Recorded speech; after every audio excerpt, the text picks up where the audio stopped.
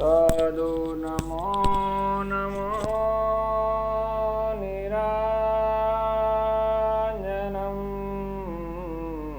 नमस्कार गुरुदेवता वंदनम सर्वसाधवा परिणामं परंगत साधुराम सत्यराम। जय गुरुदेव भगवान की जय। साथियों, अब तक आपने कथा में सुना गुरुदेव दादू जी महाराज ने झील में पानी भराने पर कैसे टीला जी के जल से रक्षा करी और सत्यनाम मंत्र का जाप करते हुए सभी लोग झील से सामर आए।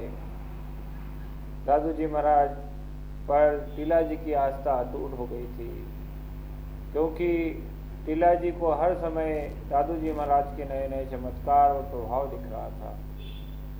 अब टीला जी महाराज सिर्फ दादू जी महाराज के शब्दों पर ही विश्वास करने लगे थे और उनके अनन्य शिष्य बनकर रह गए थे। बारिश माह का समय चल रहा था, उन्हीं दिनों ये सब घटना घटी।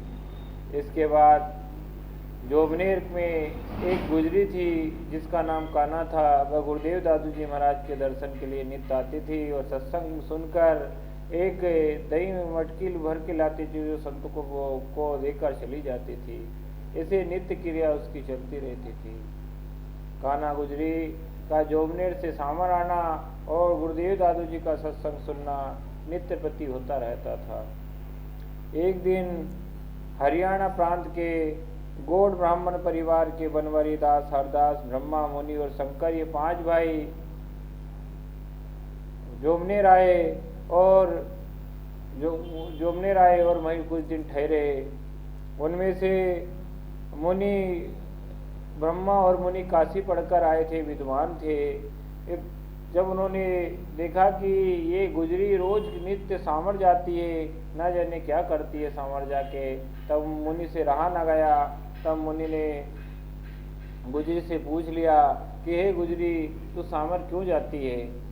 तब गुजरी ने सब कथा कह सुनाई कि सामर में एक महान संत विराजमान है जिनका नाम दादू है। मैं उनके दर्शन के लिए नित्य जाती हूँ और दिए दही मटका भी उन्हीं संतों को अर्पण करती हूँ और सत्संग का लाभ लेके रोज मैं नित्य आती हूँ। जब गुजरी की बात मुनि ने सुनी तब मुनि भी उसकी बात से प्रभावित होकर दादू जी के दर्शन के लिए आकर्षित हुए और वो भी गुरुदेव दादू जी के दर्शन के लिए सामर पहुँच गए और प्रणाम करके सामने बैठ गए। उस समय गुरुदेव दादू जी महाराज ध्यानस्थ थे। तब दादू जी महाराज ने आंखें खोली और आंख खोलने के बाद जब मुनि को सामने बैठा पाया तब गुरुदेव दादू जी महाराज ने उससे कहा कि भाई, हर समय मौन रहना भी उचित नहीं है और हर समय ज़्यादा बोलना भी उचित नहीं है। समय समय पे बोलना उचित है और समय समय पे मौन रहना उचित है। अगर आप मौन ही नहीं रहोगे तो आप संसार आपको पहचानेगा नहीं और अधिक बोलोगे तो संसार आपकी खिल्ली उड़ाएगा। इस प्रकार जब मुनि को गुरुदेव दादू जी ने उपदेश दिए तब मुनि बहुत प्रभावित हुआ और गुरु जी से प्रार्थना की कि महाराज मुझे अपना शिष्य बना लीजिए। तब गुरुदेव दादू जी महाराज ने ब्रह्म इच्छा मानकर, परमेश्वर राम की इच्छा को निमित्त मानकर मुनि को अपना शिष्य स्वीकार कर लिया और उन्हें गुरु दीक्षा दे दी। गुरु दीक्षा में राम नाम सत्यराम मंत्र का उपदेश दिया और निर्गुण भक्ति में लगा दिया। इसी प्रकार दादू जी के दूसरे शिष्य के रूप में मुनि हुए और मुनि 100 शिष्यों में दादू जी के दूसरे शिष्य हुए थे और इसीलिए और ये दूसरे शिष्य जो भक्ति करते हुए अपने जीवन को दादू जी के चरणों में अर्पण कर दिया। इसके बाद में मुनि ने जब दादू जी के शिष्य हो गए तब मुनि ने एक दिन गुजरी से कहा कि मेरे भाइयों को भी ये खबर कर देना और ब्रह्मा को भी उन्होंने अपने पास गुजरी को संदेश दे के बुला लिया। ब्रह्मा भी आया और गुरुदेव दादू जी के को प्रणाम किया और गुरुदेव जी के उपदेशों को सुना, उनकी भक्ति की क्रिया को सुना, उनकी दिनचर्या को देखी। तब वो भी प्रभावित हुआ और गुरुदेव से उसने भी प्रार्थना की, प्रभु मुझे अपना शिष्य बना लीजिए। तब ब्रह्मा भी, गुरुदेव मुझे अपना शिष्य बना लीजिए। तब ब्रह्मा को भी गुरुदेव दादू जी ने उनके सर पर हाथ रख दिया और उन्हें भी अपना शिष्य स्वीकार कर लिया। इसी प्रकार ब्रह्मा भी 100 दादू जी का 100 शिष्यों में से तीसरा शिष्य हुआ। इसके बाद में भक्ति करते रहे, चलते रहे। लेकिन एक दिन दादू जी महाराज से आज्ञा लेकर ब्रह्मा और मुनि ने अपने और भाइयों को बुलाने की इच्छा जाहिर करी। तब एक पत्र लिखकर उन अपने भाइयों को बुला लिया।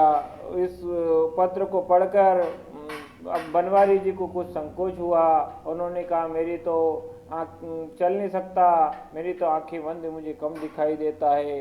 अगर मेरी दादू जी के दर्शन करने से मेरी आंखें आ जाएगी और नित्य मैं देख सकूंगा, मैं जीवन भर दादू जी की सेवा करता रहूंगा और उनके नक्श कदम पर चलता रहूंगा। इस विचार से बनवारी दास जी जब दादू जी महाराज के पास आए, तब दादू जी महाराज के आश्रम में घूमते हुए उनकी आंखों की ज्योति आ गई और ये दिव्य चमत्कार उनके समय तो में हो गया। तब बनवारी दास जी गुरुदेव दादू जी के चरणों में आके गिर गए और कहा, प्रभु मैं आजीवन आपका सेवा करना चाहता हूँ, आप मुझ पर कृपा कीजिए। तब गुरुदेव दादू जी महाराज ने बनवारी दास जी को भी अपना शिष्य स्वीकार कर लिया, शिष्य स्वीकार कर लिया और बनवारी दास जी का हर मनोरथ को पूरा करने की उन्हें सफलता प्रदान करी। इस प्रकार दादू जी महाराज ने बनवारी दास को और एक उपदेश भी सुनाया, एक साकी के माध्यम एक पद भी कहा, हंस सरोवर तार में सुवर हरे जलनी प्राणी आप पखालिए निर्मल सदा सोई शरीर। गुरुदेव दादू जी कहते हैं, हंस सरोवर तहार में सुवर हर जल नीर। जिस प्रकार हंस अपने सरोवर में रमता है और सुवर जल नीर देखता है, उसी प्रकार प्राणी आप पखारिए ने आपको प्राणी अपने आप को तुझे पखारना है कि ये जल है, ये मेला जल है, किस प्रकार है आपको अपने आप को पवित्र बनाना है, इस निर्मल शरीर को सदा सुरक्षित रखना है। गुरुदेव दादू जी महाराज के इस प्रकार उपदेश, परिपूर्ण उपदेश जो हृदय को भाते थे, बनवारी दास जी गुरुदेव दादू जी महाराज के उपदेशों से बहुत प्रसन्न होते थे और भगवान की भक्ति में लगे रहते थे और दादू जी महाराज के दर्शन किया करते थे।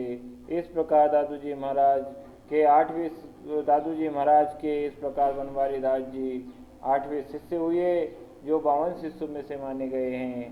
भक्तों, दादू जी महाराज की ये कथा आपको कैसी लगी और कैसी लग रही है? इन्हीं के साथ में एक हरिदास जी नाम के इनके भाई थे, वो भी दादू जी महाराज की भक्ति करते हुए वो भी उन्हीं के साथ दादू जी महाराज की दीक्षा ली और हरिदास जी और बनवारी दोनों ही दादू जी महाराज के शिष्य हो गए। भक्तों, हर शिष्य की कथा पूर्ण रूप से सुनाना संभव नहीं है, इसीलिए मैं संक्षेप रूप में आपको दादू जी महाराज के शिष्यों के बारे में वर्णन कर रहा हूँ। और अब जब उपयुक्त होगा आप दादू वाणी या भक्तमाल कथा में और दादू चरित्रम में और दादू भक्त अमर लीला जैसी ग्रंथों में इन शिष्यों के बारे में वर्णन आप पढ़ सकते हो। संपूर्ण विस्तार से इन शिष्यों का चरित्र पूरा वर्णन किया गया है। इसी प्रकार दादू जी महाराज के इधर 52 शिष्यों में से 8वें शिष्य हो गए और इधर दादू जी महाराज बनवारी दास जी हरिदास जी के रूप में, इधर ब्रह्मा भी दादू जी के 100 शिष्यों में से तीसरे शिष्य हो गए।